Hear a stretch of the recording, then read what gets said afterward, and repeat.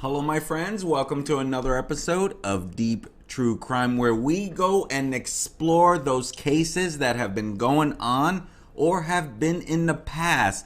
Have they been solved? And in today's episode, I want to share with you the Bianca Devins story. This is a tragic story of a young 17-year-old killed way too soon by a man who was a few years older than her and who they had a friendship that had a little more friends with benefit type stuff, as many would say. And she didn't want to be in a relationship with him. But this guy had other plans. And when I say other plans, there's still some up in the air as to what was his intention? Was it jealousy or was it premeditated? And that's what we're going to be covering today as we dive into the story of the Bianca Devins murder. And again, tragic story by all stretch of the imagination. Because 17 years old, brutally murdered by someone she considered a friend. Now, granted, he might have thought it was a little more than that. He might have, felt like it was a girlfriend thing. But no one's 100% sure. But he did refer to her as a girlfriend in the 911 call that he made to the police. We'll get into that. But according to her and what she has shared, they were just friends. And she died in Utica, New York after a concert that she went to with him. And so that was on July 14th where she died. She went to the concert July 13th, Saturday night, with Brandon Clark. And the sad part, the family found out about it when strangers started sending photos of her bloodied body. Another part of how this is such a tragic story. I mean, some of these captions on these stories, look at your daughter now. Your daughter's a WHOR, you know where I'm going. She got what she deserved. No, she didn't. She did not deserve this. I don't care what anyone says. There is no way that she deserved this. And some of these comments are anger towards what many people refer to as, they say she was an e-girl, an electronic girl. Someone who is online looking for attention. Someone who is online and leading boys on. And doing it through the internet. She wasn't like that.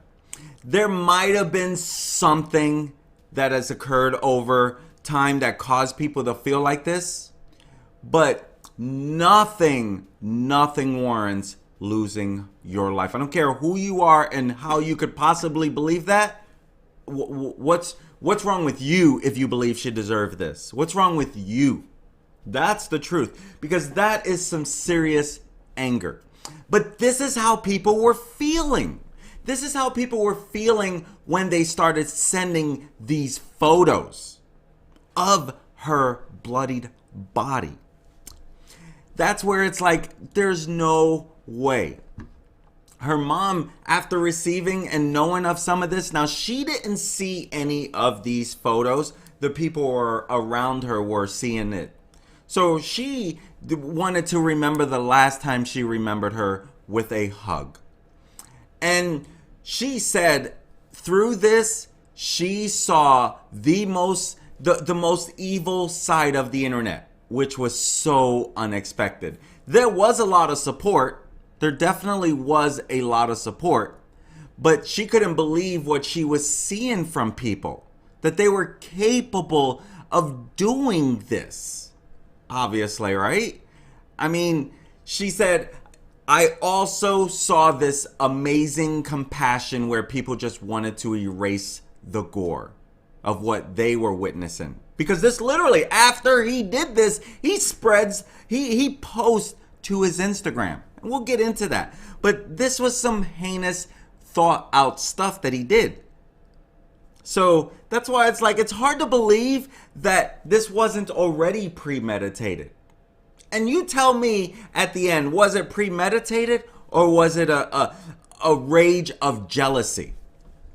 Right? And so, her mom is like, she is much more than those photos that were out there. She's an artist. She's a sister, a daughter, a friend. And her bright light was taken entirely too soon. I agree 110%. 17 years old, had so much more life to live. And the thing about it is that her real story, it seems, is, a girl who fought mental illness. And she talks about this. She fought mental illness. And this kept her from feeling comfortable relating to people in the real world.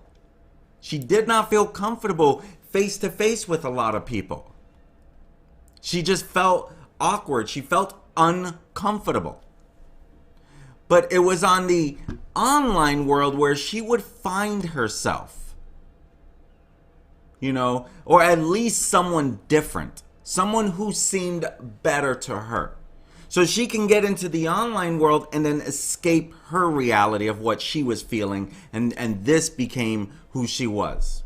She opens up on social media. She lets her creativity flourish. She's growing internally through social media.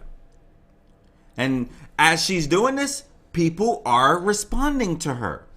They're literally responding to her. She is later diagnosed with borderline personality disorder, that a lot of people didn't know this about her at the early stages.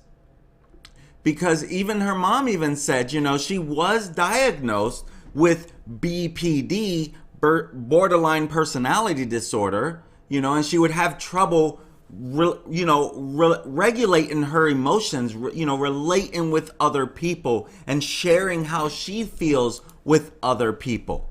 And she oftentimes, she felt a lot of poor self-image about herself. She noticed she had this impulsive behavior. She had sensory issues. This is who she would come to find out who she was. And through the online world, she started sharing this. Even in her 15 age, when she was 15 years old, she would get counseling. But it wasn't until after she ran away to New York City. Just on impulse, just on a whim, I'm running away to New York City. And finally, she's admitted to a hospital. Finally, she's admitted. Finally, she's ready to go. She's admitted to inpatient mental health clinic. And she would, go into this. This is in Albany, New York. She would be there from like October 2018 to February of 2019. This timeline's important. This timeline's important for what would lead up to this stuff. So it goes to show she's still learning about herself. She's going through a lot of issues. But it should never, ever get to someone taking her life. And being in an inpatient mental health clinic, it would actually help her. Now she goes on to earn her high school diploma, mostly through being tutored at home.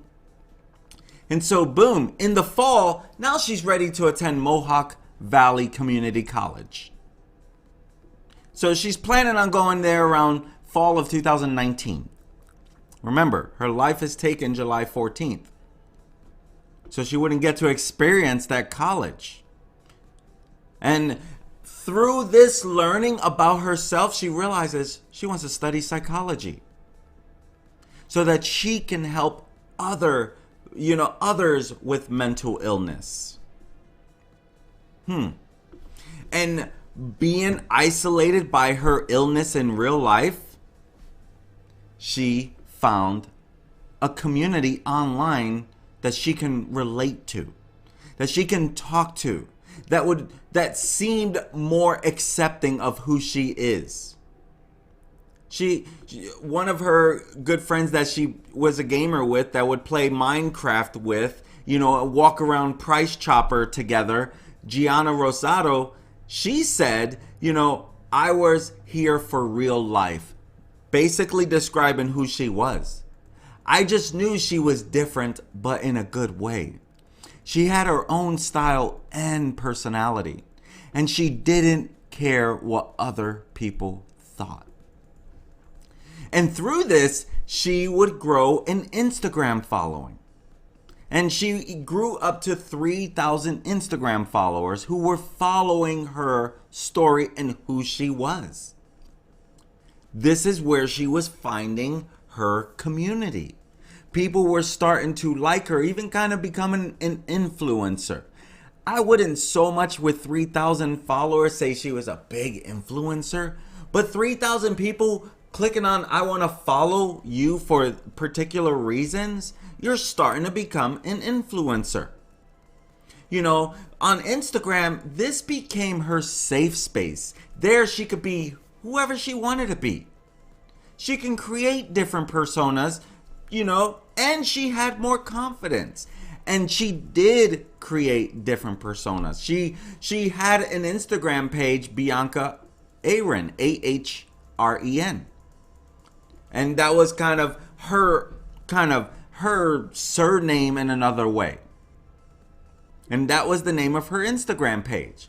There she felt like she can talk more freely about her mental health issues. And she would even share her struggle with it. On May 1st, this is the whole new beginning of May, she posted about her mental illness and her struggle with it. And she posted that it was Borderline Personality Disorder Awareness Month in the month of May. She wanted to get behind supporting it because she realized this is me. This is who I am, and I want to spread awareness. And so she wanted to spread more awareness about this, borderline personality disorder. I mean, this is who she was becoming, right? So that's why it's so key that we understand what she was going through. And it's so easy for people to just, judge and assume and do all that stuff when they don't really know much. This is where a lot of people start, they start hearing from one another, right? And they just start believing whatever it is that they hear. And so some of this stuff that they were talking about her had to be squashed. Other people had to come to defend who she was. Because again, you know how these bullies can be, or how these angry people can be. A lot of this stuff would lead to her considering suicide. Her mom shared that. At one low point in her life, she did consider suicide. And her mom would get her help. Not only would she get her help, but they secured a promise together. A promise that Bianca would never leave her. Mama bears, they're never expecting that their child would be taken away from them early. And the last thing they ever want is that they take them away themselves, right? But for someone to ruthlessly, tragically take her young 17-year-old life, this is a tragedy. in of its own. And early May, Bianca tells mom she's going out with a new friend. And mom, she insists on meeting whoever this new friend is. So Bianca brings him to their home and introduces each other that night that they were going to go hang out. So when he came, you got to come in, you got to meet my mom. And guess who that person was? Brandon Clark. According to mom, he seemed like a very nice kid. Right? Again, who would expect this stuff to happen? Mom says he seemed like a very nice kid. He was very polite. Well, that's where it's like you never know who you're meeting in this online world as well. And so, mom is like, okay, he seems sweet. All right, great. Brandon Clark, he introduces, he follows Bianca on Instagram. He introduces himself, via Instagram, and they become friends. And this is how they communicate for the most part. Going back and forth through Instagram. He then introduces himself to her on Discord. Discord is an online server. Like, you can have your own server. You can have your own server and host your own meetings. Not necessarily meetings, but people can follow you and you can share information with your community. It's an online messaging app that's very popular with video gamers and others who might be looking for private chats. And guess what? They chatted. They chat together on a regular basis. And he tells the Devins family at first that he's 19 years old, but they soon find out that he's actually 21. And Bianca, being close to 18, okay, all right, less than 3 years. But was it? Because at this time, she's still 17. So it's like right over 3 years. So that alone, I don't know. But it should be 3 or under. If you're 21, I would like to think, 19's a good age for you. But whatever, I'm not here to judge. I'm here to report. And so I'm here to help you be aware. And so, Bianca being close to 18, mom was like, okay, all right, you're going to be 18 years old. That's why he lied, because if she's 17, you're 21, that's a little old, dude. When you're 16, she's 12. When you're 20, she's 16, roughly. So, that's a little old. That's a little old.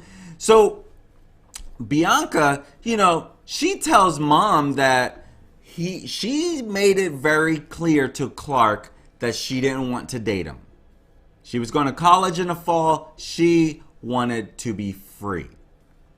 Okay, and this is who she was. And this is another reasons why maybe she's getting a little bad rap. But this is not out of the norm. So I don't understand how people are giving her flack about this stuff.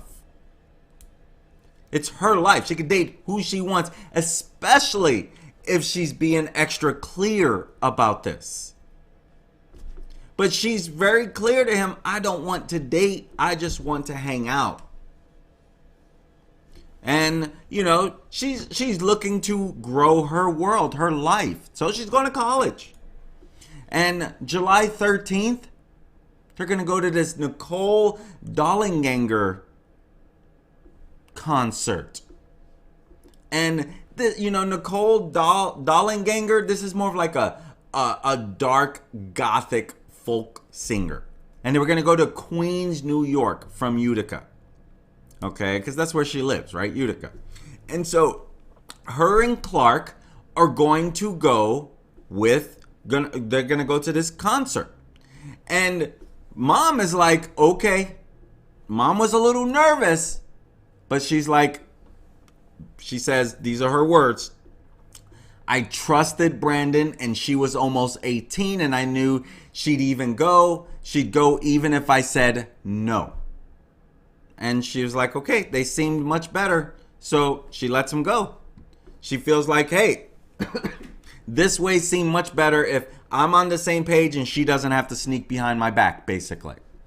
And so at the concert, Bianca, she's also going to meet another friend there.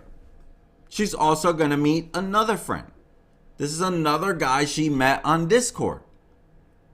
And mom even knew about, hey, it's not just going to be me and Brandon. It's also going to be me and Brandon and Alex. And Alex, he lived in Jersey City. And since they were all in kind of in the same area, sure, let's all go hang out.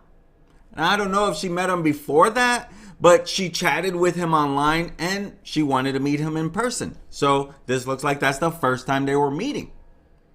Now, so, mom is like, okay, that'd be fine. After all, Brandon Clark was there to protect her. That's what mom is thinking. Right? Don't know Alex, this guy Alex, but Brandon will be there to protect you. Yeah. If only we knew what we don't know, right? And so, Bianca, she spent the late morning, twirling and bouncing around. She's super excited about going to this concert. She's trying out different outfits, asking for her mom's feedback. And then she settles in this black tank top, black and white plaid skirt, black and white Vans, and black velvet mini book bag she carried with her everywhere. So, again, a lot of black. She was, she was probably into the gothic scene. That's what the Nicole Dahlganger girl sings, and I hope I pronounced that right. But, so she goes, they leave about 2:30. She left about 2:30, and she remembers the hug that she gives her that last moment. That's the last time she would see her face to face.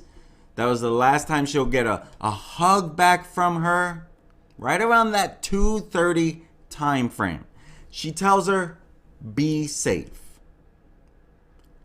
And of course, thinking she's with someone she can be safe. So this is what I mean. This is a tragedy of a story. And, along the route to Queens, she's texting, sending pictures, Snapchatting her mom, sharing all the pictures around the scenery and all updates along the way. And her last text comes about 7:30 p.m. And around that time is when they get into Queens. They're looking for some parking space. That's the last time she would hear from her. And, when she didn't hear from Bianca about 1:45 in the morning and her phone went to voicemail, mom is thinking, okay, maybe they just pulled over to sleep. That's a long ride to get from Utica to New York. If they left around 2:30 with a couple stops, got there about 5 hours later. So, maybe they got out late. It's late. It's already Sunday morning. So she's figured they just pulled over. Unfortunately, about 7 a.m. in the morning,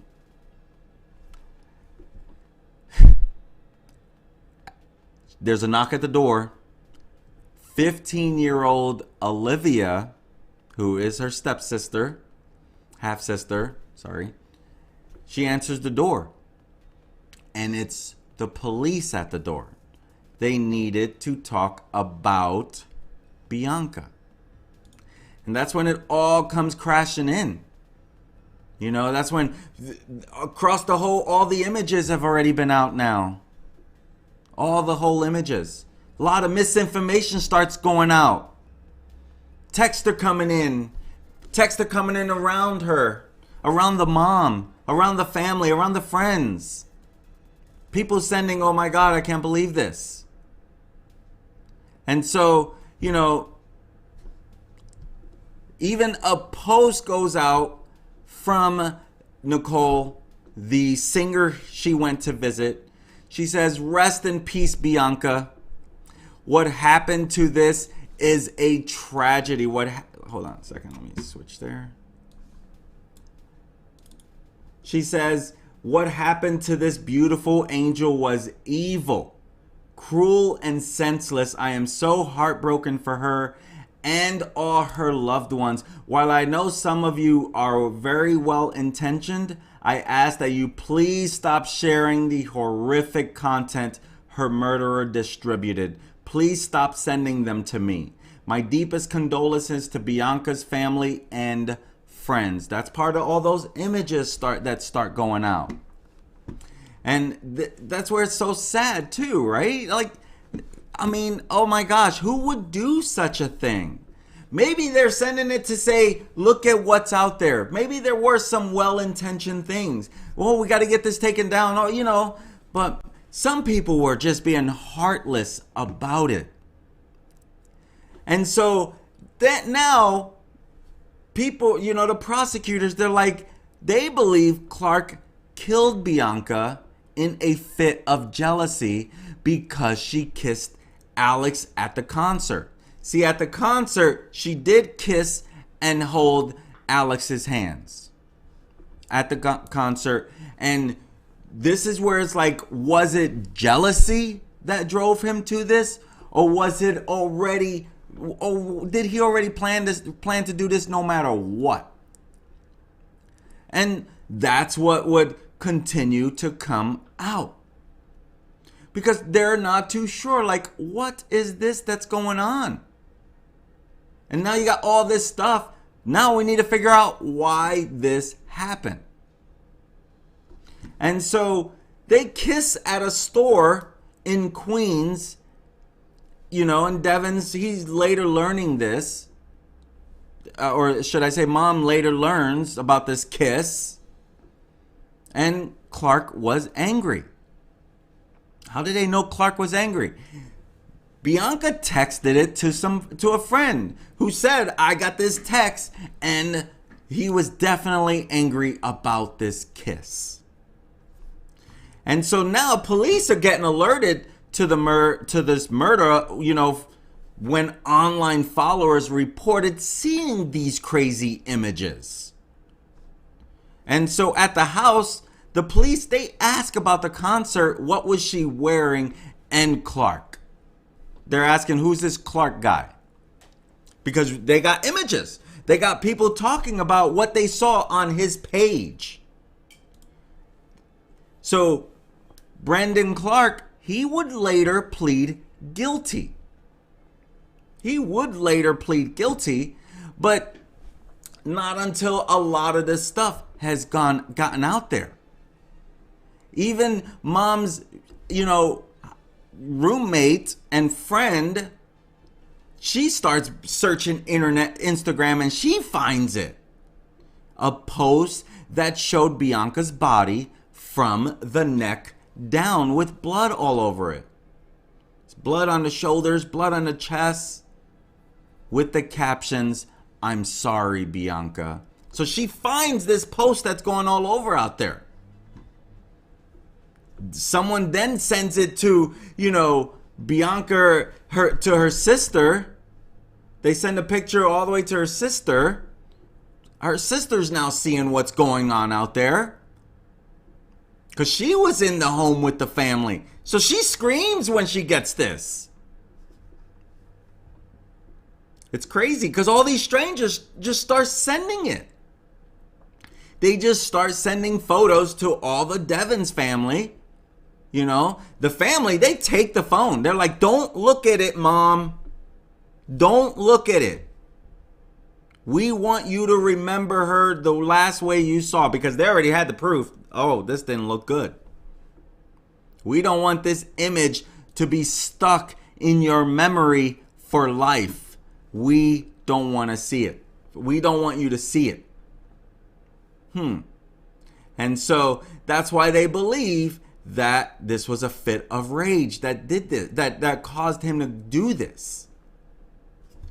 But more would obviously come out. And so he pleads guilty to this heinous crime because, come to find out, he carefully planned her death. He carefully plans her death, and he tries to find ways to live stream the killing so that everyone can see this. This is what I mean. Like, if he did this beforehand, because this was a few months before he killed her. A few months before he killed her, he does research, for online methods of killing someone. That's where it says, well, this sounds more premeditated. Like you were planning something like this. Right? I mean, that's the way it sounds to me. If that's literally what he did, you're talking about months before doing this to her on July 13th. Months before July 13th, he is doing his research on that. That sounds more premeditated. Right? Doing online research? And he even videotapes them having sex and killing of her so that he can later watch it. He admits to this. He literally admits to cutting her throat and killing her in Utica after they both attended this concert. I mean, that's sick stuff. Rest in peace. Oh my God, I'm so sorry for you. And so he posts these photos on his social media sites. Like, who would do such a thing? So it's like, and then he even slashes his own throat. He slashes his own throat trying to kill himself. So I don't know if he had this plan for this concert. Like, who knows when, if he did plan this out, or was it, boom, just an act of jealousy? He lost his rage, and this is what it led to. And so, even trying to take his own life, that didn't work, because he was still found guilty of second-degree murder. But, to come to find out that he actually searched for information online between May and July of 2019, how to kill or incapacitate someone? Like, that can't be just a act of jealousy, a rage of jealousy, can that? I mean, you had to do this beforehand and even thought it out. Or you were thinking about it if you ever did. Maybe he had this sickness about him. He even looked up how to, information about the carotid artery, that main blood vessel in the neck, because that's where he tried to kill her. He even looked up, choking and hanging. And maybe, and even some of that was how to kill himself real quick. And so he was trying to, he is literally digging into this is like, it really sounds like he planned this more than a jealous rage. But it sounds like it's more like, okay, he already been doing this research, or I'm going to put it to use now. I'm upset at her. Oh, that's so sick. And so, he did his searching. He took screenshots of their conversations. This would all come out. So they attend this concert where they planned on meeting someone. So maybe it's July 12th that they went to the concert, and then into midnight is the 13th. And then it's hard to, some of this timeline is a little warped, but it's definitely that Saturday. Saturday's the concert, into Sunday night through the morning, where she is officially dead. And, but he's charged Monday night after this crime. So, and it's like, he had different things. He literally he even had he had a knife, he had equipment, he had spray paint in his car. He had spray paint in his car because he would leave a note on the floor, on the ground. He spray painted next to the car. And so that's interesting on its own there. And it's interesting because it was like he sprayed it before the concert. Like he sprayed it, I was here type stuff. So, you know, and what he sprayed was it was like a suicide related note from a Japanese manga. And this is according to the assistant district attorney. And so manga, these are comics or graphic novels created in Japan or using the Japanese language. And so that was some of his graffiti. And so, but to have a knife and equipment to videotape this, now granted, it's a phone, but he had a way to hold up his phone. And he's not known to do a bunch of videos. So he did share to his story, but he already had this stuff before the concert, before she kissed him. So that's why it's like, it sounds like he was kind of premeditating this stuff. And so in the car after the concert, him and Bianca, they're discussing this kiss. And Devins, she makes it clear she and Clark were just friends. They were not dating. She makes it very clear to him. And so now Clark, he feels like she used me. Now I'm angry. Allegedly. And so Devins, she goes to sleep in the back seat. She goes to sleep in the back seat. And Clark now, this is after they've already had sex, right? After he videotaped that.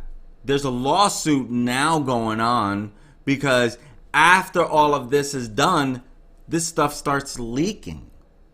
This stuff starts leaking. And when I say leaking, I mean the videotape of them doing that, and then this crime is leaked.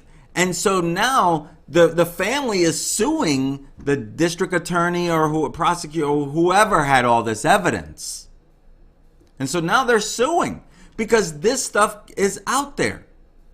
And you're talking about kid. She's a kid at the age of 17 having sex on camera. So this goes out there. That's teen pornography, right? And so that's not good. Don't let that stuff get out there. But they were careless. But he records all of this. And the video shows that he goes on to try to saw off her neck. He is not successful. He does not cut her neck off. He does not. That was another thing. He did cut her throat, but it didn't come off. It's not like the movies where they make it look like you can easily accomplish that. He did not accomplish that. So that was another spin of lies that was out there in internet land. And so it was a little harder for him to do than he thought. He records all of this. And he also records what appears to be her last breaths. Now, he did not post this video to social media. So if you find it out there, someone else posted it. He did post a bunch of images to Discord. And we'll get into that a little bit as well. But he did that. He says he records all of this so that he can watch it at a later time. And he tells them that as well. So he puts these, he photographed her body and posted these images to Discord and to Instagram. He posted, which is I already told you what the platform's for, but since you can do that, he did it. It took Instagram forever to get this thing down. They were slow in responding to this stuff. Like, really? Really? And so the photo stayed up there for a little while. So people started sharing this to different social media platforms. And as I mentioned earlier, he did his research how to live stream the killing, but in the end, he did not live stream it. He didn't live stream it. And so her body's left in the backseat of the car, and he goes out there and he builds a bonfire. He builds a bonfire. And so after some time, he stages the body on a tarp while playing the song Test Drive by Joji. Joji's a Japanese, singer, rapper, and, he used to be an internet personality. And so the song, it describes a failing relationship. And so, being that he wanted to be in this relationship and then this failing relationship, so it's almost like he was planning this, and as time went on and she's making it clear, because she tells her mother, I make it very clear to him, I don't want a relationship with him. She tells her mother this, right? And so obviously he's already being told this. So he must be getting a little depressed about this and starts planning this out. This is why he has a knife. This is why he has video set up. This is why he plans on live streaming this to the world. And so, then you have this song that's describing a failing relationship. And in the song, the singer is looking for, something long term, while the girl isn't as invested. Exactly what went on between these two. So it definitely sounds a lot more premeditated to me than anything. And so,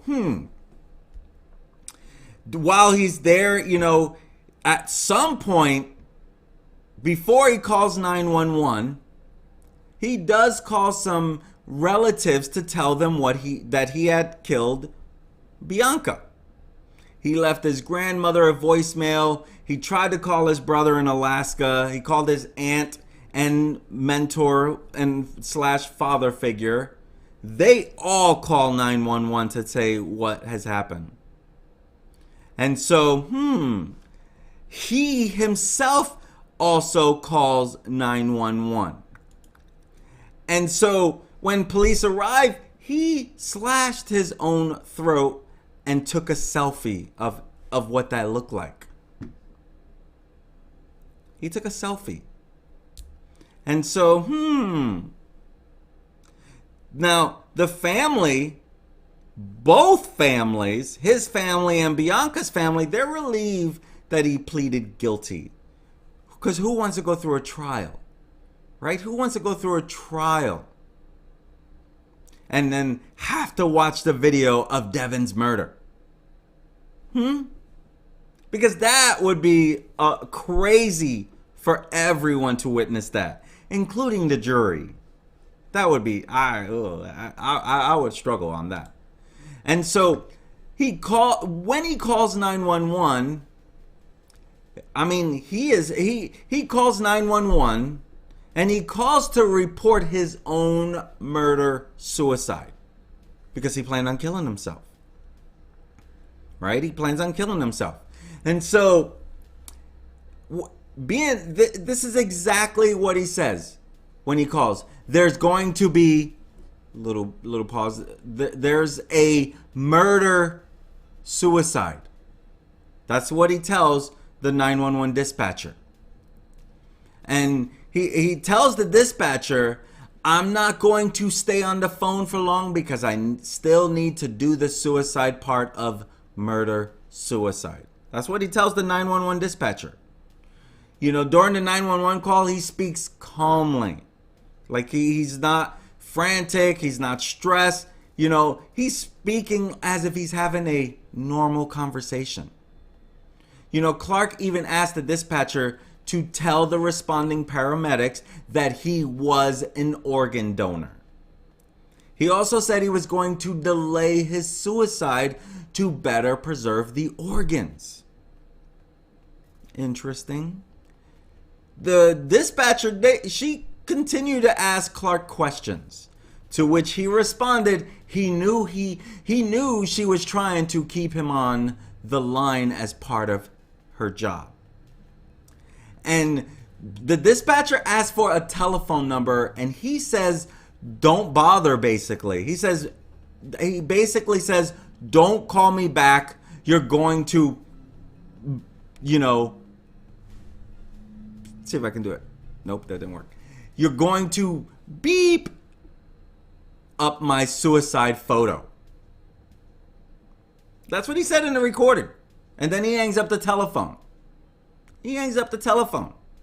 And when the police get there, he, as the dispatcher, of course, is trying to ask questions, the police officer gets there around 7:30 in the morning. And he's the first officer on the scene. I forget, Zasa is his name or something like that. And so he's the first police officer on the scene. And he testifies that he finds Clark sitting on the ground near his sports utility vehicle, SUV. And he appears to be sitting next to a sleeping bag. That's what the officer says. These are his exact words. A male who was sitting on the ground stood up and yelled, "You don't want to see this," and I saw him make a gesture to his neck. Because he was now going to try to kill himself. He said Clark then laid down on the ground using the sleeping bag as a pillow. Officer asked Clark where Bianca was. And Clark says, "Where do you think?" And he points down underneath him. And so he takes another look at the sleeping bag and he's like, "I saw what I thought was hair. A girl's long hair coming out of it."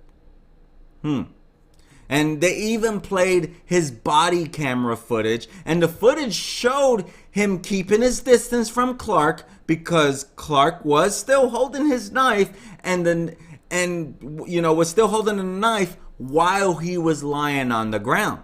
And he tells, he did have his weapon on him. And so he raises it and points it at Clark as he attempted to get Clark to drop the knife. And so in the video, when asked about where's Devins, Clark can be heard responding, "Right here, you dumb ASS." And so the officer, he testified that he was alone with Clark for about 5 minutes. And authorities have said that during that time, Clark took a picture of himself lying on the body and also posted that picture on the internet. And I'll show you a few of those, what he did, a little more clearer so you have a better understanding. And so he goes to the hospital with Clark after Clark's surgery for his neck wound. And he testifies that he introduced himself. And this is, this is the police investigator, Peter Palladino, who gets there after the surgery. And he introduces himself and went to shake his hand, and Clark refuses. He says, he asked why I wanted to shake hands with a killer. That's what he asked. Why do you want to shake hands with a killer? Well, there's no doubt he killed. No one ever questioned that. I don't even know why the word alleged murderer is still out there, right? But that's just how the world works. Who is this Brandon Clark? Well, he's definitely someone who is now going to be spending 25 years to life in prison. And being that he will be spending 25 years, you best believe her family will always do whatever they can to keep him in jail and never get parole. And he was known to be a part of an incel culture known as dark cell. Dark cell was what he kind of, they don't know if he coined it, maybe not, but it kind of goes with the online dark society. They feel like, I don't even know, I'm not even going to try to describe it. I tried to understand it. But he documented his crime. Now, he was an administrator of a Facebook page that has now been deleted called Dark Cell Gaming. And there was almost 7,000 people that were following it. And so part of this Dark Cell community, part of this community, they are more to themselves. They're a whole community that they feel like people don't accept us. And to me, I get it. Some people they're still closed. They're closed-minded. Humans are humans. Humans are humans. You go do you. Don't kill anybody. Do you. Don't kill anyone if they don't accept you. Now, granted, in his case, she was obviously accepting of him. She looked like she was part of the same world. They loved the gothic scene together. That's why they were going to the concert. And this is where it's like, whatever she did, she did not deserve this. She did not deserve this at all. And you can see that when he went, he documented his crime. He literally documented his crime under the Instagram profile, Yes, Juliet. Romeo, Juliet, right? Yes, Juliet. He had this. He had over 6,700 followers, which also tells me that he did have a bit of a following under this pseudo name. And at 6:40 a.m., he posted to this page showing her in his car in the backseat with her neck cut. He even shared a video of on his Instagram story of him driving down a dark road with the caption, "Here comes hell, it's redemption, right?" He wrote this in his Instagram stories. You can see he changed his profile to even show him dying on July 14th of 2019. But he didn't die. His mom doesn't want anything but him to spend the rest of his life. Her mom doesn't want anything but for him to spend the rest of his life in jail. He did apologize in court, but, who believes that stuff? And so he even documented it on Discord, as I mentioned earlier. He shared images on Discord with the caption, "Sorry, effers, you're gonna have to find someone else to orbit." And orbit, that was more of a, where you follow girls' pages with the hopes that you'll end up having SCX with them. You're following them because you want to do that stuff with them. And so you orbit a female in hopes that that's what you're doing. I didn't know about that till this case. So that's what that is meant to mean on that. And this is where it's like, come on. This is why I really believe he did plan this out. It's hard not to believe that. Jealousy probably just put him over the edge. You don't want to be with me and now you want to go kissing other people in front of me?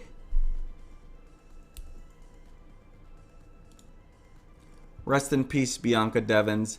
Taken way too soon by this cowardly dude who did not believe the world he lived in accepted him, felt like people were playing with him, considered himself an incel, where they're involuntary celibate because no one wants to have sex with them.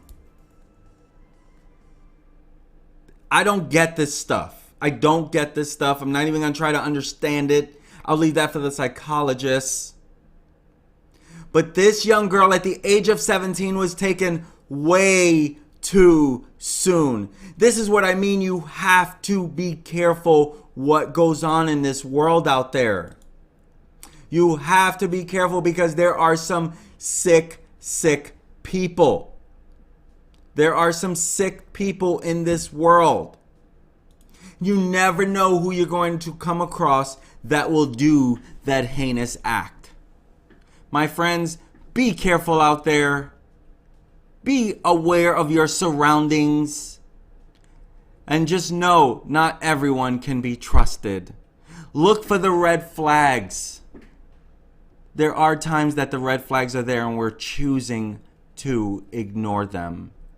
Be careful, my friends. I'm Manny Rodriguez, and this has been another episode of Deep True Crime, where we explore ongoing cases and past cases. My friends, if you got some value from this, please click that subscribe button, hit that like, and click on that notification bell. That way you get notified when I upload content or I go live.